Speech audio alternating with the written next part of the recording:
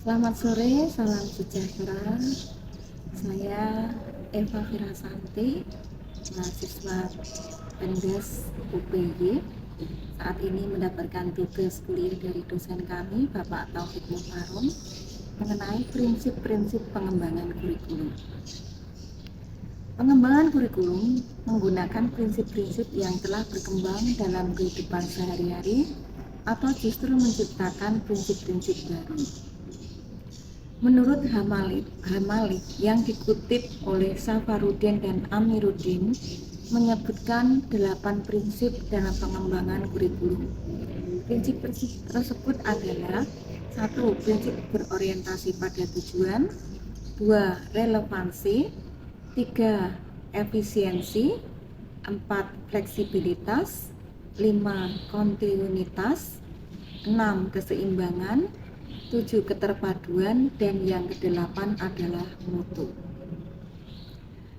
Prinsip-prinsip tersebut apabila dijabarkan sebagai berikut.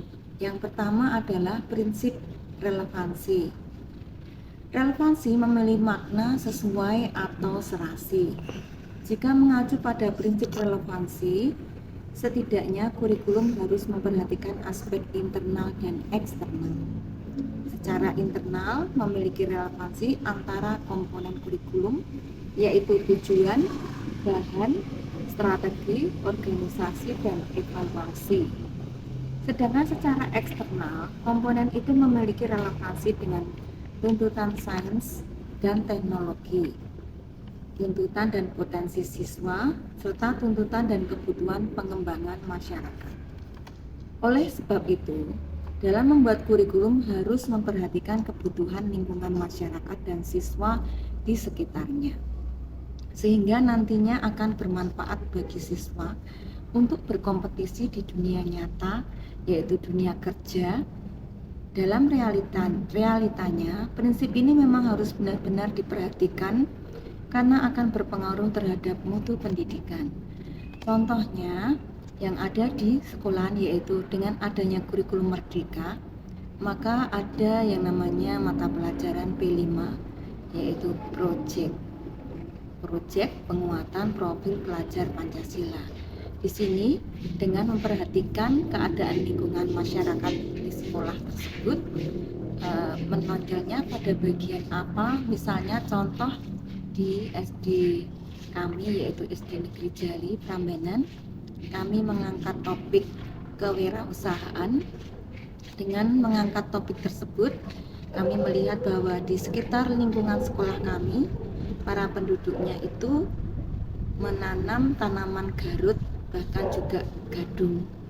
Daerah kami terletak dekat perbukitan, banyak tanaman tersebut, sehingga oleh masyarakat dibuat sebagai ceriping garut. Anak-anak kami ajak untuk melihat bagaimana cara pembuatan dari ceriping garut dan ceriping gadung tersebut, lalu kami praktekkan di sekolah. Kemudian kami membuat suatu market day, yaitu jual beli dari ceriping tersebut, yang kami mengundang orang tua siswa, komite, perangkat tokoh kelurahan, dan juga segenap seluruh warga sekolah untuk menjual ataupun membeli dari produk yang kami sediakan dalam market day tersebut, yaitu diantaranya ceriping garut dan ceriping gadung. Nah, di sini itu contoh untuk membekali siswa dalam keterampilan berwirausaha. Selanjutnya yang kedua adalah prinsip fleksibilitas. Prinsip fleksibilitas ini adalah yang dimaksud kurikulum yang dikembangkannya tidak kaku dan memberikan kebebasan kepada guru maupun peserta didik dalam memilih program atau bahan pembelajaran, sehingga tidak ada unsur paksaan dalam menempuh program pembelajaran. Di sini dikatakan fleksibel bahwa guru dapat menggunakan buku yang dipilih oleh guru yang disesuaikan dengan capaian pembelajaran yang ada di kurikulum. Kemudian juga tema-tema dalam pemilihan proyek P5 seperti yang tadi saya sudah katakan itu dibuat oleh sekolah tersebut sesuai dengan kondisi masing-masing di sekolah. masing-masing guru. Kemudian yang dimaksud dengan fleksibilitas di sini, kurikulum harus memiliki fleksibilitas sehingga dimungkinkan dapat menyesuaikan dengan keadaan kondisi sekolah masing-masing sesuai dengan latar belakang siswa, sehingga dapat mempersiapkan anak kita untuk masa depan mereka yang disesuaikan dengan latar belakang dan kemampuan siswa yang berbeda-beda. Kemudian yang ketiga adalah prinsip kontinuitas. Makna kontinuitas di sini adalah berhubungan, yaitu adanya nilai yang keterkaitan antara kurikulum dari berbagai tingkat pendidikan, sehingga tidak ada terjadi pengulangan bahan pembelajaran yang berakibat yang membosankan bagi guru maupun peserta didik. Selain itu, selain dengan berhubungan dengan tingkat pendidikan, kurikulum juga diharuskan berhubungan dengan berbagai studi agar antara satu studi dapat melengkapi studi yang lainnya.